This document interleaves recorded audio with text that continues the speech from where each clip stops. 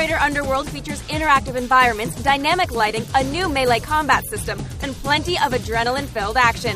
With a journey that takes Lara Croft from Thailand all the way to the jungles of Mexico, expect a variety of deadly enemies, signature acrobatic abilities, and the most challenging puzzles to date. Joining us today, creative director at Crystal Dynamics, Erik Lindstrom. Thank you so much for coming by and bringing us Tomb Raider Underworld.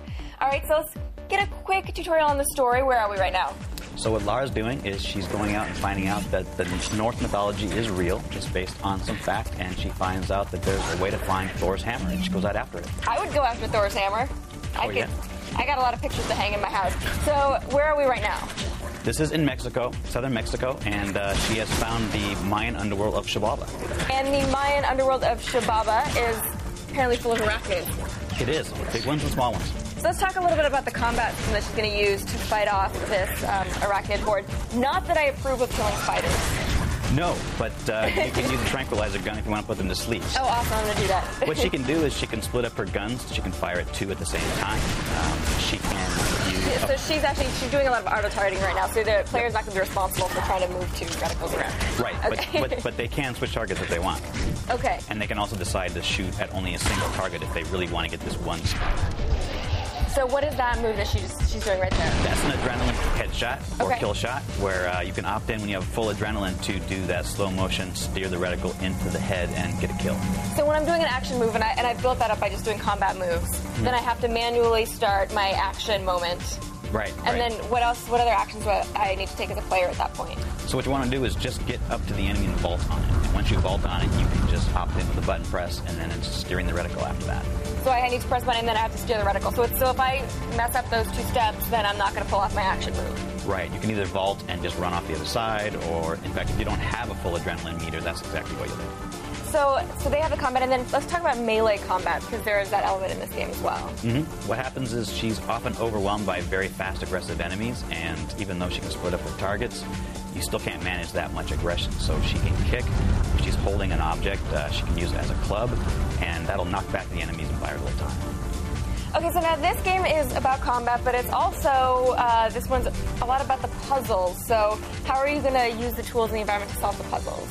So this is a puzzle complex that we're in right now. The Lords of Xibaba would often test people before they let them in their city, but in fact, they didn't really want to test them to let them in. They wanted to kill them. And so what you're doing is you're taking these thrones, you're turning them, you're moving them, you're using these scepters to get them to operate, and it's actually an elaborate puzzle complex to get through all the traps and open the door to beyond. And what kind of climbing can I do here? I see I'm scaling the walls, which is a pretty nifty trick. She can do everything she has been able to do in the past, but a lot more. She can free climb on walls when there are handholds. She can kind of wall shimmy along shallow ledges. She can do a lot more with her grapple. She can rappel up and down walls and more. And so I'm gonna need to do a lot of grappling to be able to solve the puzzles. Yes, there's a lot more functionality of the grapple now than ever before. It's actually really a physics object now. And so how is the combat and the puzzles balanced? Am I going to be mostly puzzling? Am I going to be mostly fighting? Everything is paced appropriately, so what you get is combat as a surprise element and a challenge. It's still mostly an exploration discovery game with the combat coming in to spice things up a bit. And we can talk about vehicles too. I know she's got some wheels. Yep. She brought her motorcycle. In fact, she brought her motorcycle here to Mexico. And it's an all-terrain vehicle that she uses in places that are appropriate for driving. Is this an appropriate place for driving? Actually, it is not. That's how she got here, so she still has it. And we can talk about, I want to know about the downloadable content that's going to be available. We are going to have some. Yeah. We're going to talk about it soon. And right now we have, just switched him. Right now we're looking at insects. What kind of insects, what kind of other enemies are we going to be seeing?